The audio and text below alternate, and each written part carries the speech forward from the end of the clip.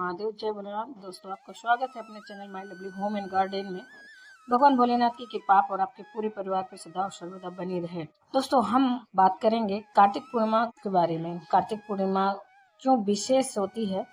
कार्तिक पूर्णिमा पर माँ लक्ष्मी की कृपा प्राप्ति के लिए कुछ किया जाता है। आज सबसे बड़ी बात देवताओं की दिवाली होती है, देव दिवाली आज हम मनाते हैं। कार्तिक पूर्णिमा पर देव दिवाली का पर्व विशेष मनाया जाता है। सारे मंदिर सजाए जाते हैं, घरों में दीपक जलाए जाते हैं और जो लोग तुलसी जी का विवाह एकादशी को नहीं कर पाए हैं वो कार्तिक पूर्णिमा पर करते हैं। तो इस बार कार्तिक पूर्णिमा चाहे व्रत की पूर्णिमा हो, चाहे स्नान दान की पूर्णिमा हो, वो 15 नवंबर को पड़ रही है। 15 नवंबर 2024 को और अगले दिन जो है रात को 2 बजे, यानी कि 15 नवंबर की रात 2 बजे समाप्त हो जा रही है। इसलिए ऐसा कोई भी दुविधा नहीं है और ना ही रखिएगा कि 16 तारीख को उद्यापन तिथि की पूर्णिमा है या फिर व्रत किस दिन करना है, किस दिन नहीं करना है, क्योंकि एक ही दिन की इस बार पूर्णिमा पड़ रही है, वो है 15 नवंबर को। तो 15 नवंबर को सत्यनारायण की कथा भी होगी। 15 नवंबर को पूर्णिमा है, तो 15 नवंबर को और जो सारे कार्य होते हैं पूर्णिमा के दिनों, वो सभी 15 नवंबर को ही किए जाएंगे। तो पूर्णिमा तिथि बहुत विशेष होती है। शास्त्रों में कार्तिक पूर्णिमा का बहुत विशेष महत्व बतलाया गया है। दोस्तों, शास्त्र कहते हैं कि कार्तिक पूर्णिमा पर अगर किसी जल में या फिर तालाब में, सरोवर में, नदी में स्नान किया जाए तो जन्म जन्मांतर के पापों से मुक्ति मिल जाती है। कुछ महीने होते हैं जिसमें स्नान गंगा में करना अति पुण्यदायी होता है, जैसे कि ये कार्तिक का महीना हो गया या फिर माघ का महीना हो गया। ऐसे में गंगा स्नान करना बहुत उत्तम होता है। गंगा स्नान करना और स्नान के बाद देवताओं की पूजा करना। तो कार्तिक मास में गंगा स्नान का पूर्ण फल इसलिए भी मिलता है, जैसा कि आप जानते हैं कि राक्षसों से वेदों की रक्षा करने के लिए जब राक्षसों ने वेदों को समुद्र में फेंक दिया, तो वेदों को पानी में फेंक दिया, जल में फेंक दिया और सागर में फेंक दिया, तो भगवान विष्णु ने वेदों की रक्षा के लिए कुछ दिनों तक जल में वास किए और मत्स्य अवतार भी उनका इसी का उदाहरण है। तो प्रथम अवतार मत्स्य है,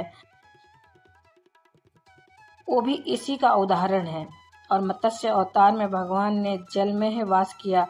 इस कारण आज के दिन जल से स्नान करने मात्र से जन्म जन्मांतर के पुण्य जो हैं वो आपको प्राप्त होते हैं, उदित होते हैं और पापों का नाश होता है। इसलिए यह पूर्णिमा बहुत विशेष है। जैसा कि आप जानते हैं, पूर्णिमा को पूर्ण तिथि का ही कहा जाता है। शास्त्र मानता है कि यदि प्रतिदिन हम कुछ करें या ना करें, लेकिन अगर हम पूर्णिमा अमावस्या को कुछ विशेष काम कर लेते हैं तो वो हमारे लिए पुण्यदायी होता है। जैसा कि पूर्णिमा तिथि में सुबह जल्दी जगना होता है, जल्दी जग करके अपने घर की यथासंभव साफ सफाई हमें करनी पड़ती है और कर लेना चाहिए। और 15 तारीख की बात कर रही हूँ और आज के दिन अपने घर में कुछ अनाज या सीधा जरूर निकालिए दान के लिए। घर की साफ सफाई करिए, मेन डोर को जरूर साफ करिए। अगर मेड आती है आपके यहाँ काम करने तो आप कम से कम मेन डोर और पूजा घर जरूर साफ कर लीजिए।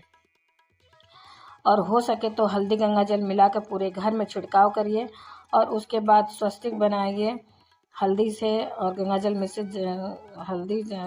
मिश्रित जो चंदन बनाएंगे आप, उससे स्वस्तिक बनाइए।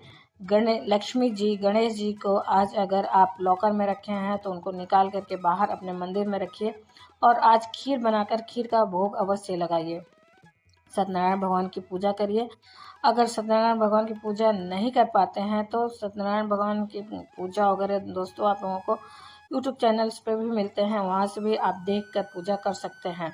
और यदि करना चाहते हैं या फिर कोई ब्राह्मण बुलाकर भी आप करना चाहते हैं तो करा सकते हैं। तो लेकिन दोस्तों, ये बात याद रहे कि आपको ये जो करना है वो 15 तारीख को ही प्राप्त हो रहा है। कोई भी इसमें संशय नहीं है कि आगे पीछे कभी कभी पूर्णिमा 2 दिन का पड़ता है, स्नान दान का अलग, व्रत का अलग, तो ऐसा इस बार नहीं है।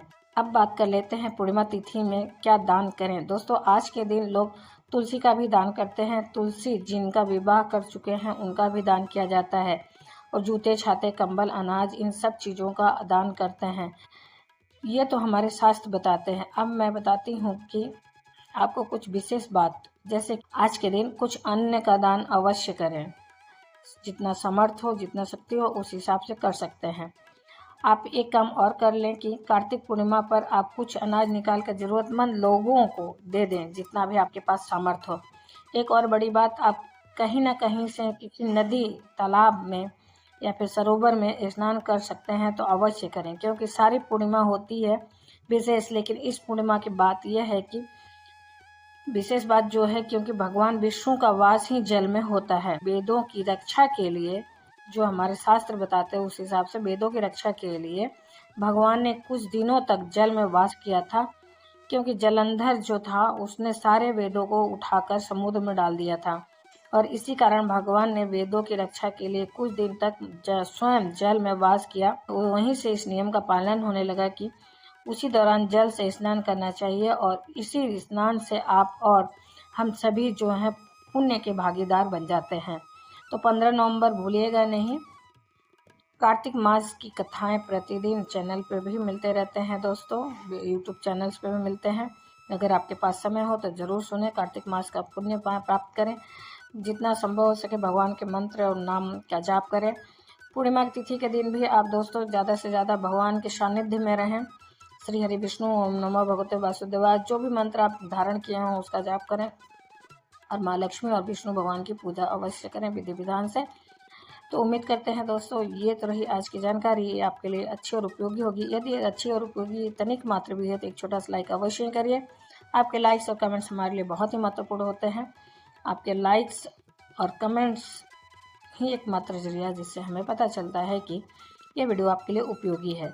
यदि आपके लिए उपयोगी है तो अपने फ्रेंड्स और फैमिली में ज़रूर शेयर करिए, जिससे कि दूसरे की भी मदद हो सके। दोस्तों, आप पहली बार मेरे चैनल पर आए हैं तो मेरे चैनल को अभी तक सब्सक्राइब नहीं किए हैं तो सब्सक्राइब कर लीजिए, बेल नोटिफिकेशन अवश्य दबाइए, जिससे कि आने वाली वीडियो आपको प्राप्त हो सके समय से। फिर मिलते हैं दोस्तों एक नई जानकारी के साथ, तब तक के लिए हर हर महादेव, जय भोलेनाथ, धन्यवाद दोस्तों।